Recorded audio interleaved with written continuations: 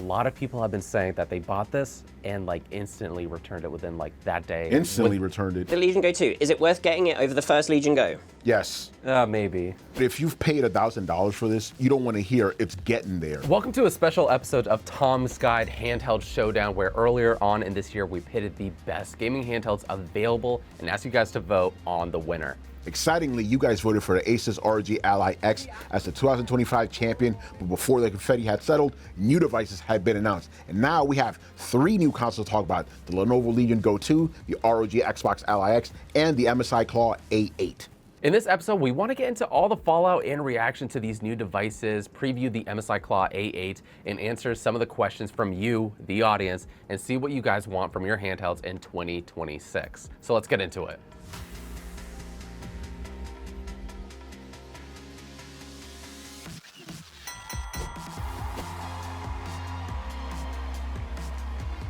Okay, so the first handheld release post our tournament was the Lenovo Legion Go 2. We previewed this on the final episode, and now it is available to buy with its gorgeous 8.8-inch OLED display.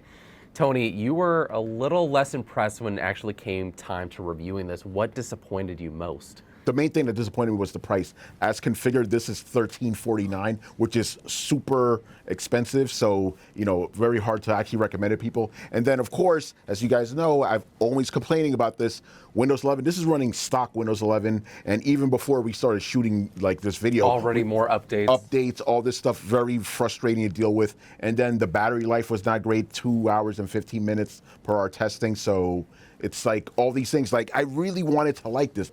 It's hard to recommend. It's just Windows 11 is annoying and the price is too much. So the other really big thing is its big size. Yeah. So are you willing to compromise portability for that better display? In some cases, yes. Like if you're trying to just hold it like this, like just straight up, you are going to get tired quickly. But one trick I usually do, I'm by a desk anyway most of the time, just plop the kickstand like this. Just play it so it's a little easier. Yeah, but I agree, like if you're on a plane or something, like it's gonna like really weigh down on you. When you're doing the kickstand trick, are you usually playing with the controllers attached, or are you actually like playing? No, I play with the controllers attached. Yeah. Like I know it kind of scratches up on the table, but I don't really like playing them detached. It just kind of feels weird to me. You know, it's not something about the system. I don't do that with the Switch either. I like the controls to be on something. So let me get your thoughts on this. I went through our comments, like on our various videos. This one kind of applies to all 3 of our handhelds. I love my Legion Go 2. I have had the ROG Ally X, so our winner, and they also have the MSI Claw A8 AI Plus, so not the new one. They didn't go for the ROG Xbox Ally because it's just a slap of branding and interface. Hands down, the best handheld of the year goes to the Legion Go 2 in their opinion. Yeah. No, I mean, I said this in my review. If you're willing to stomach the price, this is the size. Yeah, and the size. This is an admittedly fantastic system. And, you know, as I also said in the previous video, if I could get that leaner version of Windows 11 on this, it'll be really enticing. So commenter said they like it as is. So, you know, there is a market for the system. You know, it was sold out on Lenovo's website for a reason.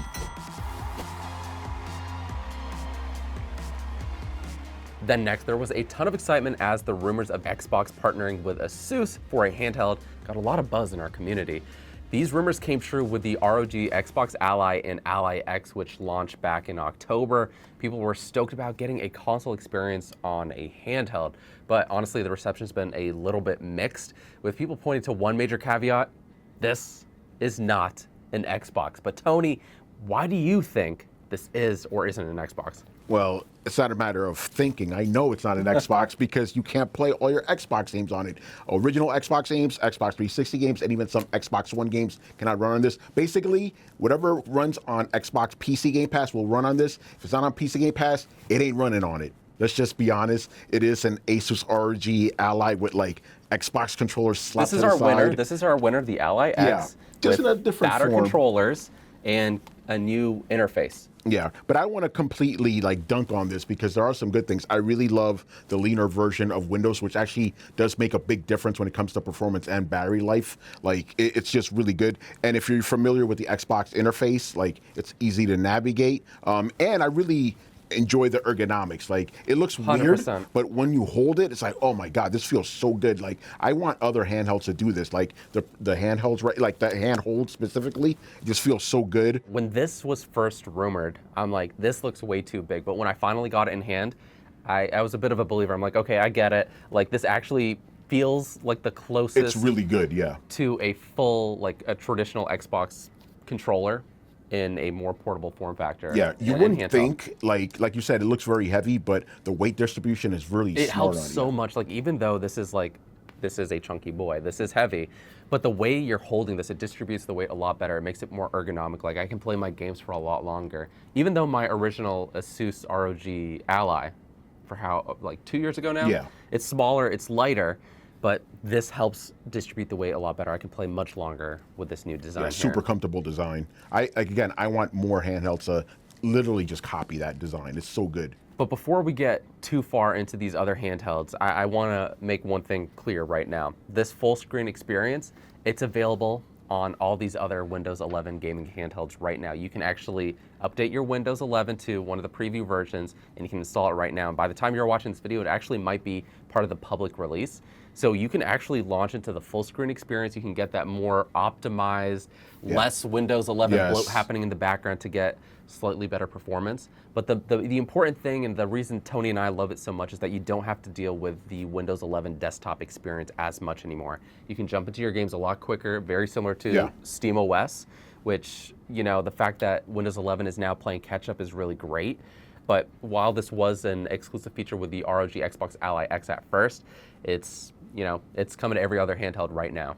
Now, let me get your thoughts on this. So I've been reading throughout our videos, whether it's like the Setup Essentials, your original review, or even some of our other handheld videos, a lot of people have been saying that they bought this and like instantly returned it within like that day. Instantly returned it. Yeah, they were disappointed. Well, I'm finding out about this right now. That's crazy. And I think it really does have to do with like the expectation that this is an Xbox, and them opening it up and being like, what? Why am I dealing with Windows 11?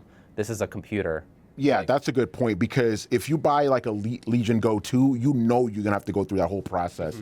If you think this is a real Xbox, you're not expecting that. You're expecting to log into your Xbox account and play, and you have to deal with, I'm not exaggerating, an hour of Windows updates. I could see why they may have even returned before finishing the updates. Like, I wouldn't blame them. That's not good. It's not a great first impression. I will say this, like, once you can get past that, not to say that Windows 11 won't be annoying in the future, because it definitely is. Yeah. It is so much better. It is a lot closer to SteamOS. Yeah. The thing is, it's not perfect yet. Like, the Xbox full screen experience sometimes just crashes, sometimes it's slow, sometimes buttons don't do what they're supposed to do. And here's the other thing, like, sometimes when games are supposed to like open up and they're like you would think it would just open up full screen, I'm like running to my games. I've had that happen to me. I know what you're talking about. It'll take you back to the Windows desktop experience for some reason, because it has like a weird third-party launcher that you have to go through that first. Like, again, it's just not as seamless as it could be. Is it getting better? Yes. Is it there yet? No. Is it an Xbox right now? It's Xbox-ish. But if you've paid $1,000 for this, you don't want to hear it's getting there. Yeah. You want it to be there already. We actually have had like a number of people like bring up the Windows 11 experience on this, the full screen experience on this. Yeah, so some people have said, I wouldn't actually consider this in the Xbox ecosystem. It's a PC, can't even play your Xbox collection of games on this. We kind of explained how you can determine if your games will or will not play on it. That's a fair thing to say. But I do kind of think Microsoft kind of stuck their foot up their mouth when calling it an Xbox is going to make a lot of people assume that this is the exact same as an Xbox, but in a portable form. Yeah. So and it's not they're going to think like, oh, I can play my Xbox games on there. There's a good chance you can. There's a good chance that those games and their cloud saves will transfer over, but it does not automatically mean all those games will be available on here. Yeah, exactly. Games that released in the last 5 years are reasonably safe to be able to play on this. They're doing a good job on that. But anything before that, like I said, I can't play my Gears of War 2 on this, for example, from the original Xbox 360. Does it play any Xbox Play Anywhere titles on it? Does it? It does. So an Xbox Play Anywhere title are games that are available both on Xbox and PC. However, just because it is an Xbox game doesn't automatically mean that is also a PC game. So I actually made a full video, like a Setup Essentials, talking about things and tips and tricks and settings that you should know about the ROG Xbox Ally X. And in that, I kind of help you figure out what games are actually playable on there. So if you want a better explanation, go ahead and check out that video.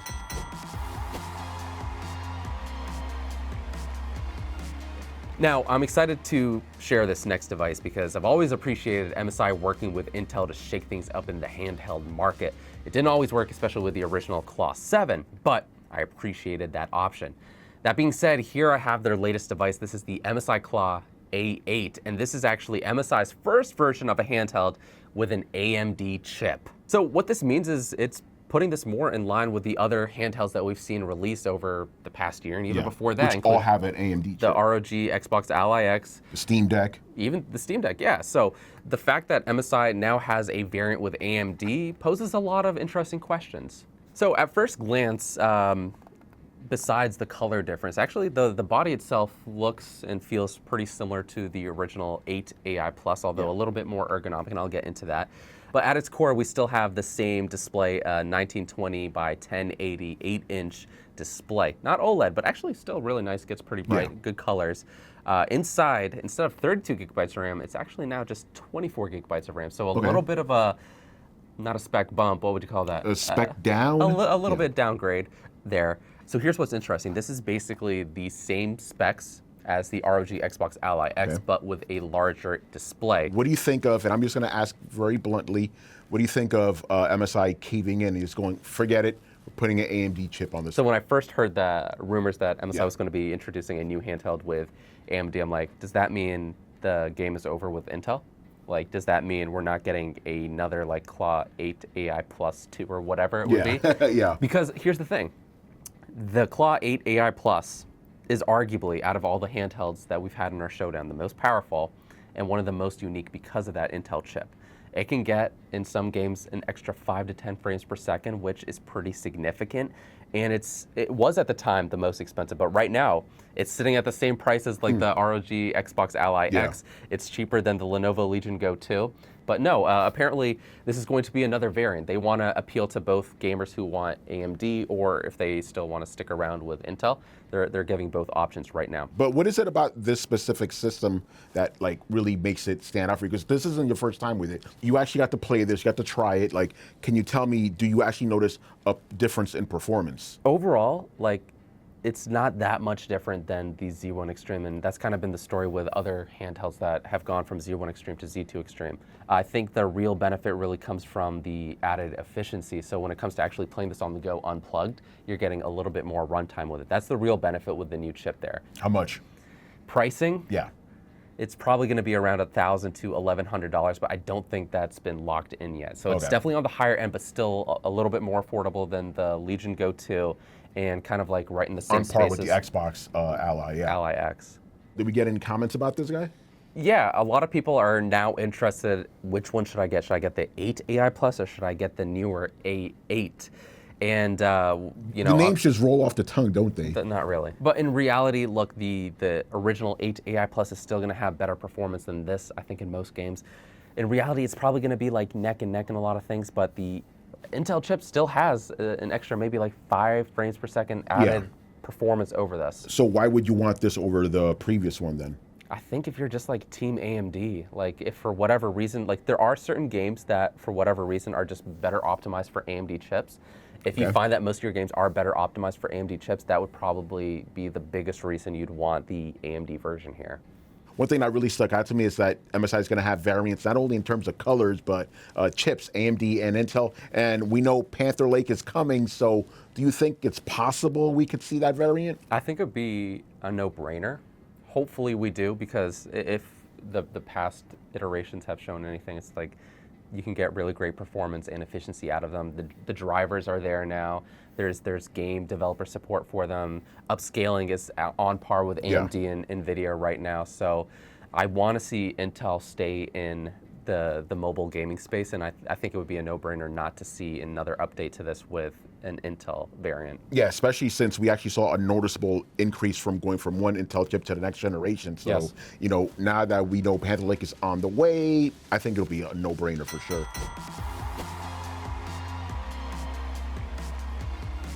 So look, everyone loves the Steam Deck. It's one of the most popular, and even though it lost... I've been standing for this forever. But we can't like go on without talking about the surprise release or announcement of the Steam Machine, aka the Gabe Cube. The Gabe Cube. Yeah, I love that name.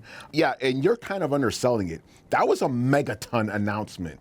No one saw that coming. Out of nowhere. Why do you think the Steam Machine is so special? Like, why are they releasing this now? So that's the million-dollar question. Why now? If I had to speculate, which I am obviously in this video, PC gaming, thanks to handhelds, has become more popular than ever, and people just want simple solutions. This is probably the simplest handheld to get into, but if you want something with more power, which the Steam Machine is promising, and something you just stick under your TV and just play in your living room, that could be a possible solution instead of like lugging a big PC around. Me personally, I do have a big rig, and I'm tired of looking at it. It just takes up so much space in my studio apartment. So if I could have something that plays most of my Steam games and I can just keep it under my TV and something that won't destroy my electricity bill, I think it's great. I'm kind of torn because all rumors are pointing to this being, yes, much more powerful than the Steam Deck, which is great. Valve claims 6 times more powerful. 6 times is claims, good. yeah.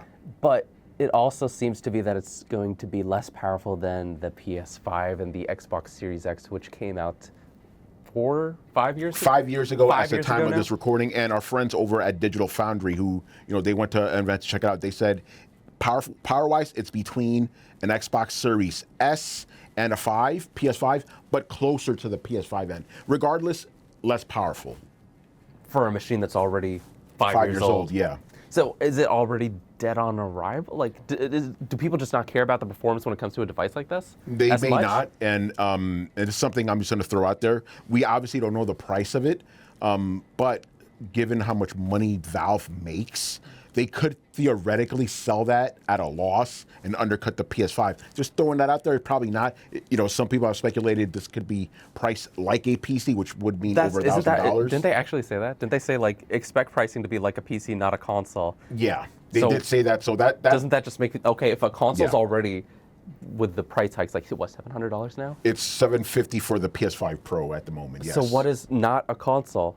If it's going to be priced like a PC, so would that mean closer to $1,000 for something that's a little troubling, less powerful than PS5 and an Xbox Series X? Yeah, but I think, you're right about that, but the convenience of having your entire Steam library available to you just at the press of a button, just as easy as this is, I think that might be a good enough lure for people, but at the same time, that is a lot of money. Again, we don't know the price yet, and we were talking off air. I said my personal limit would be $899. Even that's still a lot for something more, that's not as powerful as the PS5. But given what I've seen on Twitter, it's anecdotal. Obviously, a lot of people are very excited about this. Here's the thing that I think might be a deal breaker for some people, especially those who are, again, coming from that PC side and looking for that PC experience, but on, a more console-like experience, right? The same issue that this runs into, this is running Linux, and that means a lot of anti-cheat software, like we kind of touched upon. You can't play those multiplayer games on here as easily, or if at all, without running like Windows 11. With the Steam Machine, it's also going to be running Linux because it's going to have that Steam OS. Yeah. If you want to have that, again, the whole point of buying this thing, I think, for a lot of people, you're not going to be able to play like a big catalog of a big catalog of games on this new machine. Yeah, that's going to be a lot of problem for quite a few people that play multiplayer games. I'm just being honest; it won't affect me. I don't play a lot of multiplayer games. Like, I don't care. But the thing is, a lot of my friends, but a lot of people do care. So that's the problem. And yes, like you said, you can just install Windows 11 on it, but then it defeats the purpose of having an easy to use console. So that's going to be an issue. I know, there's been rumors that Valve may be considering a solution, but we've heard those rumors forever. Have you heard anything? Here's what I've heard, right? Didn't Xbox say that they're going to be trying to bring other game stores like Steam to the Xbox? Yes, they did. Okay, I have an Xbox that's more powerful than the Steam machine that might also be able to play my Steam games, assuming that it does come to current console lineups. Maybe that's why they're rushing this out right now, or the surprise release. They're like, we need to create our own Steam console now before everyone else does. Yeah, and I'm glad you bring that up because that was the first thing I thought of when I saw the Steam Machine. I'm like, what's Xbox going to do now? This is basically what we've seen so far of the Steam Machine it's what the next Xbox promises to be. If you guys haven't heard, the rumors are suggesting that the next Xbox will actually be more like a PC, so that could run Steam and everything. So if you have a Steam machine now, remember it's coming in spring 2026, that could seriously undercut the Xbox. But like you said, if the Xbox doesn't have all those anti-cheat restrictions, that might actually be a better deal. So given how Valve is now really going hard with hardware, because remember, they also announced the VR headset. They also have a new Steam controller, which is very cool. What about the Steam Deck 2? What about the Steam Deck Yeah, 2? what's going on with that? What is going on with that? Yeah, so when we spoke with them during CES 2025, they said that they're waiting for somebody. Maybe they'll do it. I doubt it, though. They're waiting for a chip that is between 8 and 15 watts, because they really want to prioritize battery life. They don't want like something that's super powerful that's going to like die in 15 minutes. So that's what Valve says. But you know, how long are we going to wait? You know, this thing, as much as I love it, it is aging fast. And the new Steam machine, ironically enough, to make this seem even older. So I don't know. If you're liking our discussion so far, go ahead and check out our reviews on these latest handhelds on the channel, and keep an eye out for our video on the MSI Claw A8 and the Steam Machine when those launch. You guys do a great job interacting in the comments, so as a special gift, we're going to do a round of quick-fire questions and answer as many for you as possible. Producer, start the clock. So for the Xbox Ally X, can you use third-party chargers for this? Yeah. Yeah. I think like you're best off with anything that's like 65 watts or faster for full charging speeds. Does anybody know the best thing to do when you use all 1 terabyte memory because you installed so many games? Delete games. On most of these, you can easily expand, I think, up to 2 terabytes. But yeah, just delete the old ones. Here's a question. Can it play 360 games, or is it just Game Pass streaming? Game Pass streaming. And you can also play Steam games, correct? Yeah. Yes. The new Xbox Ally X is better than the Steam Deck? No. Okay, with the Legion Go 2, is it worth getting it over the first Legion Go? Yes. Maybe. I just want to know if I can take this to work and play Warzone, bro. Don't get caught by your boss. This or the Steam Deck? Oh, Legion Go 2, right? Steam Deck. Legion Go 2 or Xbox Ally X? Help me. Ally X. Ally X. What's the best for a new to gaming person? A beginner? Probably the Steam Deck. Steam Deck. Probably the Steam Deck. Ah, I'm confused. Why would you get a Steam Deck when you can play all Steam games on a ROG anyway? Budget. Yeah. You don't, like, if you're playing mostly indie games and you don't need the added performance, just go for the Steam Deck. I'll say it. It's cheaper. I just want something that will run Windows and Steam with a good battery. You could go for either the ROG Xbox Ally X or the MSI Claw A8, both big batteries. Why does nobody put trackpads on their consoles? It's stupid. I agree. It's dumb. Hello, when I press open the Game Pass app, it doesn't open. What have I done wrong? Nothing. It's nothing. Microsoft is wrong. Blame Microsoft. Okay. That was good, yeah. Yeah. Lots of fun. Been a wild year when it comes to handhelds. Like, we've done so many videos, like, and just seen, and we didn't even talk about the Switch too. That's technically a handheld as well. It's just a lot, and it makes me wonder, you know, are we going to get this much of a deluge next year? I think that's fun. Like, it goes to show, like, there's a console for everyone here. Yeah, I also like the fact that just 2 years ago, even 3 years ago, we wouldn't have had this many handhelds available to us. So the fact that we're getting so many questions lets you know that, you know, people are just kind of flush with choice, which is a good thing, even if it could be confusing sometimes. And that's all we have for you for now, but we're looking forward to all the new releases of 2026 and getting these handhelds back in the bracket to decide who will be next year's champion. You can follow us on social at TomsGuy, and don't forget to subscribe to the channel as we're heading to CES in January, and we're sure there'll be plenty of stuff announced. You don't want to miss out. Until the next one, we'll catch you later.